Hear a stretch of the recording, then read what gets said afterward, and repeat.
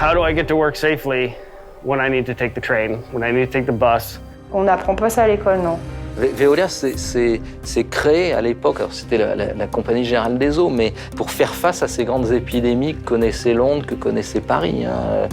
Aux côtés des soignants dans les hôpitaux, des caissières de supermarchés, des chauffeurs de transport en commun, il y a ceux qui entretiennent le réseau d'eau potable, gèrent les stations d'épuration, nous alimentent en énergie, collectent et traitent les déchets.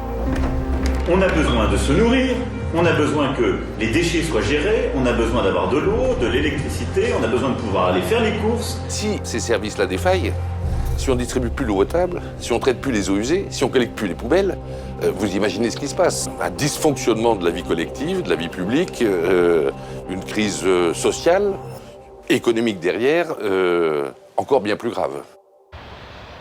Le 21 mars, 5 jours après l'annonce du « Restez chez vous », Antoine Frérot rencontre les rippers, ceux qui collectent les déchets, et qui, malgré les risques de contamination, continuent à assurer le service en première ligne.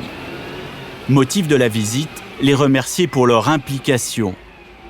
Bien sûr, sans nous, regarde, qu'est-ce qu'ils ont dit là? Ah ouais?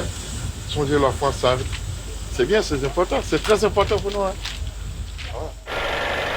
Bonjour monsieur. Monsieur le Président, franchement, on est très ravis et très contents de vous voir avec nous ici aujourd'hui. Vous êtes une très bonne équipe. Ouais. La preuve, c'est que vous êtes au travail. Quand on sort le matin, la famille se pose des questions. Il y a de la peur.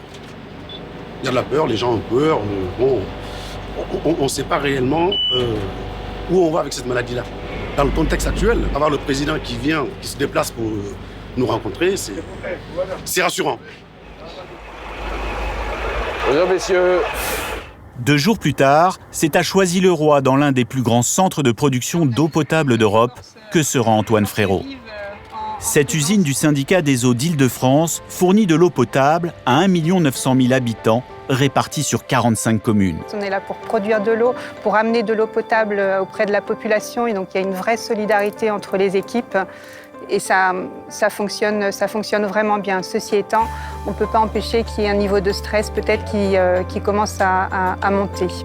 Du stress lié aux incertitudes de la situation sanitaire partagée avec les équipes qui travaillent à Valenton, sur un site du SIAP qui traite les eaux usées d'1 habitant sur 4 de l'agglomération parisienne.